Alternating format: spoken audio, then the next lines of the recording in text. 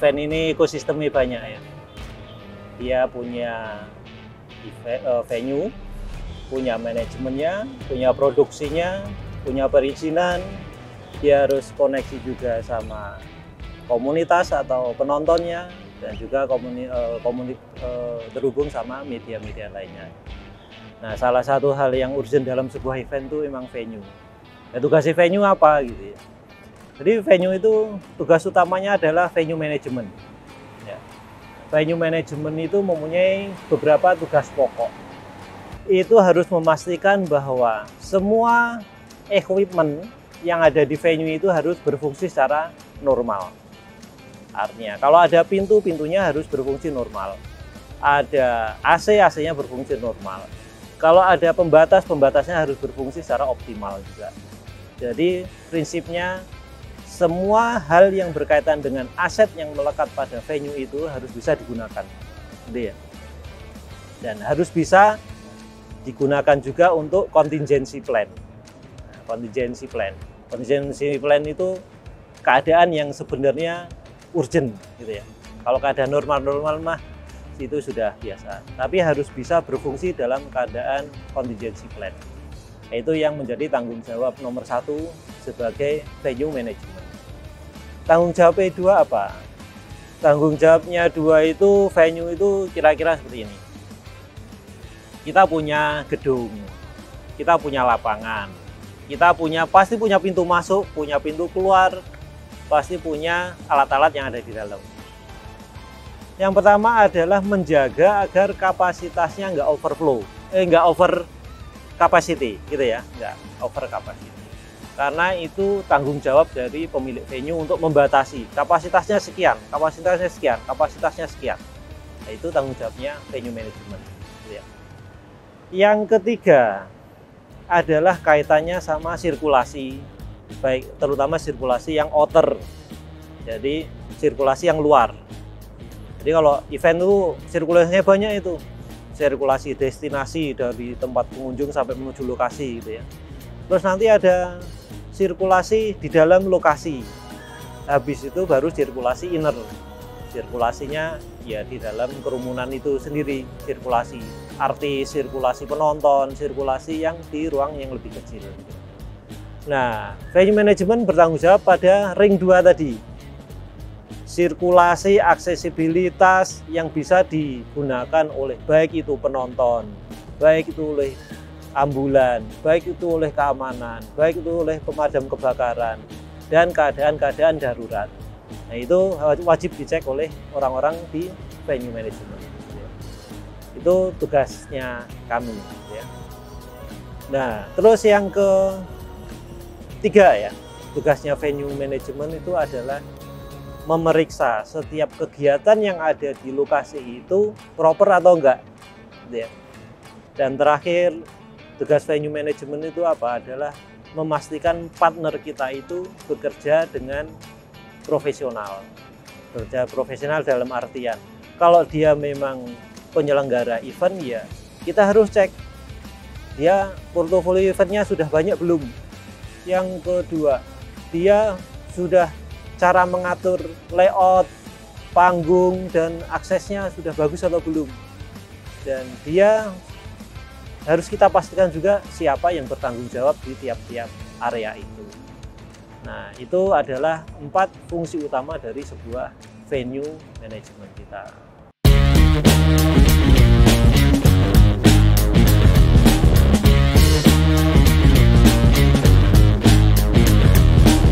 Setiap venue pasti beda-beda ya. Ya, dalam case ini adalah GBK. GBK itu venue-nya 1. Itu kawasan olahraga yang integrasi modern dan unggul di dunia, gitu ya. Market kita siapa? Market kita adalah orang-orang atlet, orang-orang anak muda, orang-orang yang pengen sehat. Jadi, apa yang misalkan di luar jangkauan itu, mungkin kita akan selektif banget. Contohnya ya, buat kegiatan-kegiatan yang ekstremis-ekstremis, itu pasti kita nggak boleh. Yang kedua, kegiatan-kegiatan yang memang nggak sesuai dengan visi kita. Contoh, Pak, ini ada kegiatan yang disponsori oleh produk-produk yang bertentangan dengan misi kita, itu pasti kita nggak boleh, gitu ya. Di GBK ada beberapa produk yang memang kita sortir banget, gitu ya. Dan itu kaitannya sama misi kita sebagai kawasan olahraga. Dan terakhir, kapan itu tidak boleh adalah ketika kita nggak yakin yang ngerjain ini bisa. Oh, kalau kita cek, lihat paparannya, karena venue itu pasti punya tahapan. Dia mengajukan, habis itu yang kedua kita tes dokumentasinya. Dokumentasi itu legalitasnya, yang kedua portofolionya tadi itu, yang berikutnya adalah proposalnya, sampai ke pelaksanaannya. Kalau itu meyakinkan bagi kita, oke, gitu ya. Tapi kalau nggak meyakinkan, ya mohon maaf, nggak lulus, istilahnya nggak lulus di sini. Nah, itu salah satu hal-hal yang kita lakukan agar venue management sebagai sebuah venue itu yang kita dukung adalah sebuah industri, ya. Industri tentang event misalkan ya, industri tentang kreatif. Jangan sampai gara-gara hanya satu kegiatan itu merusak industrinya, kan merugikan yang lain gitu ya, merugikan yang lain. Nah, itu fungsi kita untuk menyortir kegiatan-kegiatan yang dilakukan oleh, anggap aja IO atau siapapun penyelenggara kegiatan itu.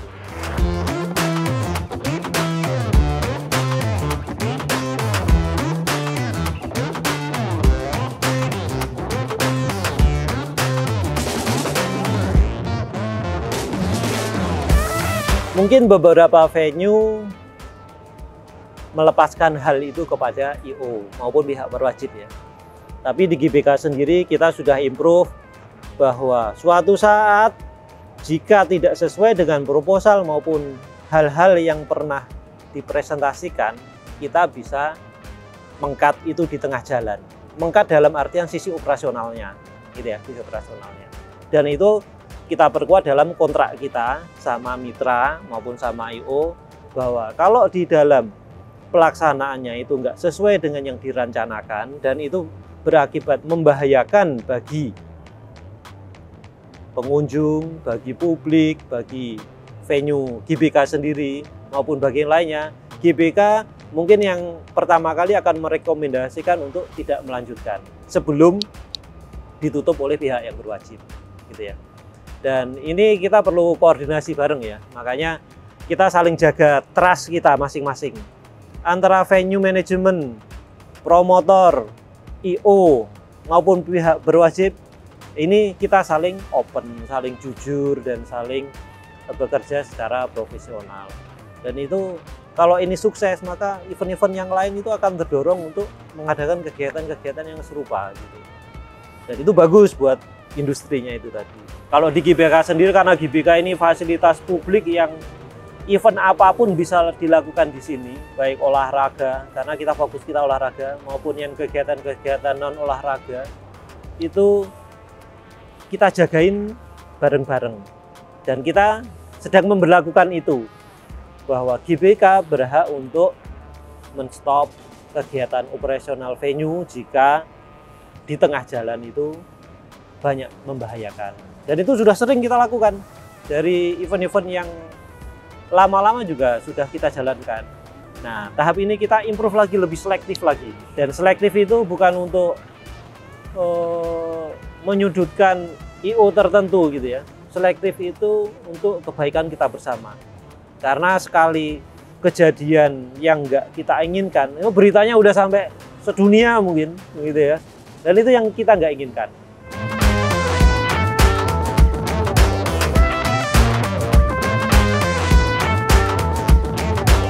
Venue itu hanya merekomendasikan sifatnya. Di levelnya rekomendasi bahwa kita membolehkan kegiatan ini dengan kapasitas seperti ini, dengan proposal yang dia lakukan seperti ini. Dan itu akan dibawa oleh biasanya IO ya, sebagai lampiran kepada pihak berwajib, dalam hari ini polisi, untuk mengurus perizinan. Di dalam kepolisian sendiri mereka mempunyai mekanisme sendiri. Punya mekanisme sendiri tentang event itu diizinkan atau enggak. Dan itu menjadi kewenangannya mereka. Kita hanya bisa memberikan masukan, saran, data-data, dan gambaran umum tentang kegiatan itu. Jadi izin keramaian itu ranahnya pihak kepolisian, bukan ranahnya pihak venue.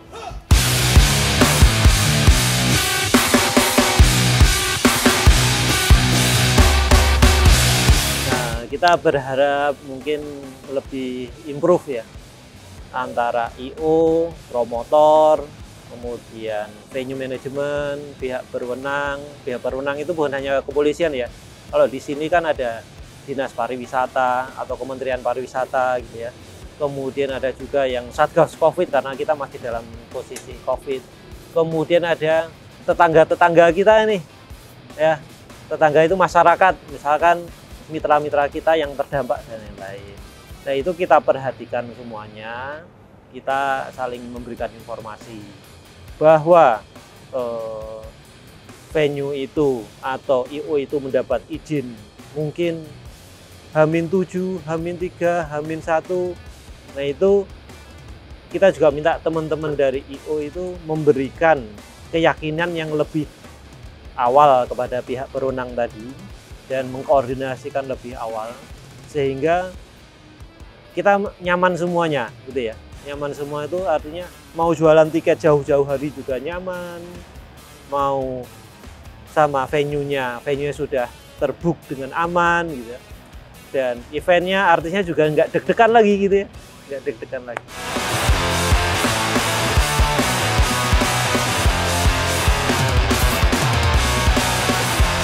Kalau secara experience itu sering terjadi ya, sering terjadi. GBK itu mungkin setahun ada event itu bisa 200-300 kali event gitu ya. Mungkin lebih. JCC aja bisa sampai 200 event setahun gitu ya. Jadi kalau kita gabung JCC, GBK sama kegiatan sekitar kita, ya mungkin hampir 500 event kelihatannya ya. Artinya bahwa dengan 500 event itu kejadian apapun pasti pernah terjadi ya.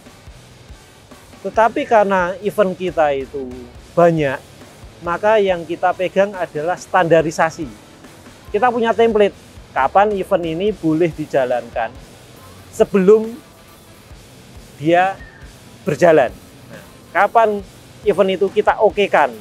Jangan sampai kita mengokekan malah di tengah jalan ngerepotin kita gitu ya. Nah, ada case nggak ketika kita sudah okein tetapi di tengah jalan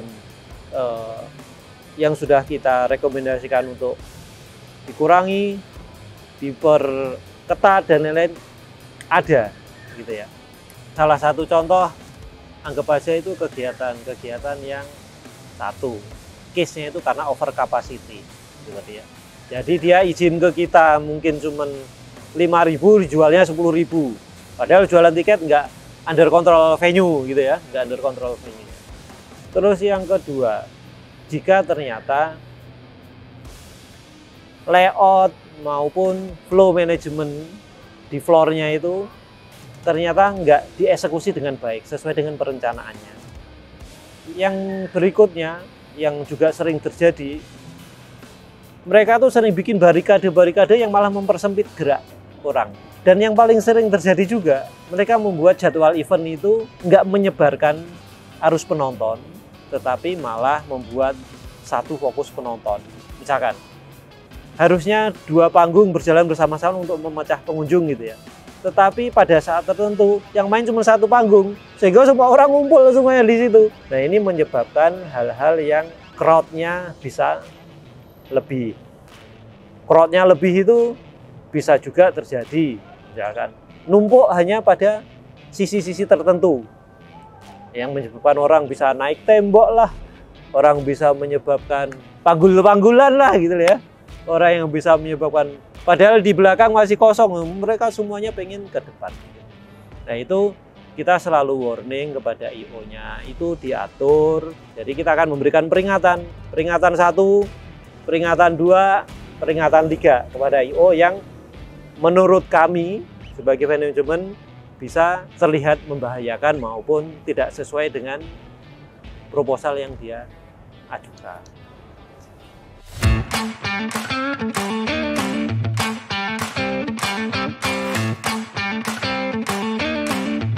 Cocok, pertanyaanmu bagus gitu ya. Jadi case berdendang bergoyang itu ya anggap aja kita kecolongan ya, kecolongan. Artinya dia sudah membuat presentasi yang bagus dan sudah pernah portofolio event yang bagus juga ya. Tapi ada beberapa hal yang menurut kami juga nggak sesuai dengan apa yang diproposkan gitu ya. Misalkan izin saya cuman sekian ribu, ternyata yang datang sekian ribu. Katanya yang di sini eksklusif, ternyata semua orang bisa masuk ke dalam gedung itu, gitu ya. Dan kalau itu menjadi hal yang harus terjadi, ya GBK mungkin malah yang mendukung duluan. Karena kami yang di lapangan selalu memonitor, Pak ini nggak sesuai nih sama proposalnya ini, Pak ini nggak ada yang ngatur ini, ya udah kita stop dalam rangka operation. Jangan main dulu musik sampai masa cair. Dan akhirnya ketika malam-malam ya pihak berwenang lah yang melakukan penutupan itu. Nah dari situ apa yang harus kita improve gitu ya, sebagai orang venue? Yang pertama, kita memperketat pemilihan I.O. dan event di e-booking kita. E-booking kita sudah kita pisahin nih, mana event personal, mana event yang dilakukan oleh perusahaan. Event personal itu siapa, pernah portofolio apa, pernah ngadain apa, itu nanti sudah harus diisi di e-bookingnya. Event perusahaan ini lebih enak karena legalitasnya gampang, ada notarisnya, ada apanya, dan itu menjadi salah satu senjata kita untuk warning ke teman-teman ya, bahwa kalau kamu berjalan sukses kita dukung, tapi kalau membuat sesuatu hal yang malah merugikan event-event yang lain, ya itu bisa kita blacklist. Kita bisa blacklist. Nah, apalagi yang perlu kita improve, bahwa kapasitas itu sudah kita batasin lebih kecil lagi. Kalau kemarin kita bisa masih 80% kapasitas, mungkin sekarang hanya tinggal 60-70% kapasitas yang kita izinkan jumlah pengunjungnya gitu ya. Dan mungkin suatu saat tinggal 50, tergantung eventnya, jenis eventnya. Karena nggak semua event menyebabkan kerumunan yang nggak bisa diatur. Tapi event-event yang bisa kerumunannya diatur, itu bisa kasih kita kapasitas yang lebih. Apalagi yang perlu kita lakukan adalah mari kita bersinergi bersama antara venue manajemen, asosiasi gitu ya, ada APMI gitu ya, ada asosiasi, ada pihak yang berwenang. Pihak berwenang ada Pak Polisi tadi, ada Dinas Pariwisata, ada Satgas Covid, kemudian ada pihak masyarakat misalnya gitu ya. Itu yang kita kemudian ada pihak juga kaitan sama I.O. maupun produksi. Mari kita duduk bersama merumuskan bagaimana sih cara memilih event dan mengkoordinir event serta mengelola event dengan benar. Sehingga pemahaman kita itu semua satu bahasa. Dengan begitu event apapun bisa kita jalankan. Event apapun gitu bisa jalankan dengan standar maupun dengan aturan-aturan yang kita sepakati bersama.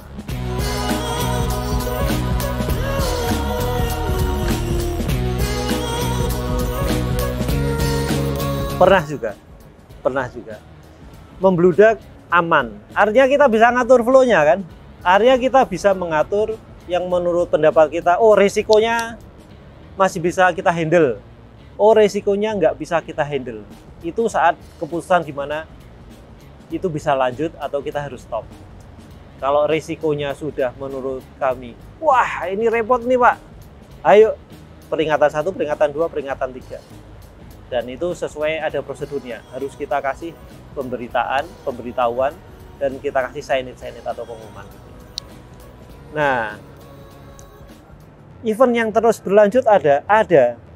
Itu kalau kita juga sambil koordinasi bareng di lapangan. Ini tolong diatur dong, ini begini.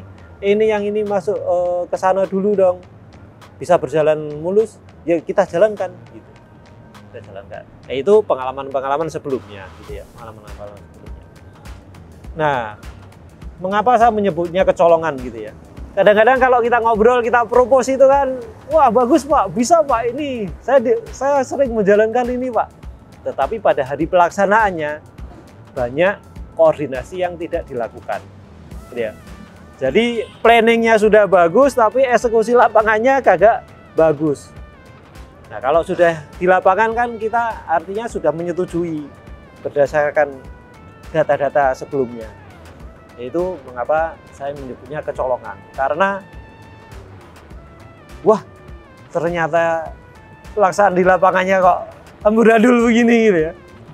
Padahal presentasi, oh nanti dengan ini bagus nih, caranya begini, ini. Nah itulah yang perlu kita improve lah, biar nggak terjadi lagi. Tapi kalau misalnya kecolongan, tapi acara beres, tetap di blacklist. Jadi blacklist itu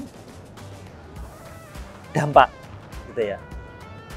Kalau dia nggak menimbulkan dampak yang tinggi atau dia tidak melakukan kesalahan yang signifikan, ya silahkan lanjut lagi, gitu ya. Tetapi event selanjutnya, nah itu jadi monitoring kita. Oh ini kemarin IO-nya over capacity misalnya gitu ya. Event selanjutnya, catatanmu, rapotmu kemarin agak merah loh ya, gitu. Jadi yang sekarang kapasitas aku harus tahu berapa tiketmu yang dijual, berapa jumlah yang free yang kamu masukin, dan bagaimana cara memasukkan gate-nya di depan itu bagaimana caranya. Sehingga kami yakin bahwa yang di dalam venue itu sesuai dengan proposal yang Anda tawarkan.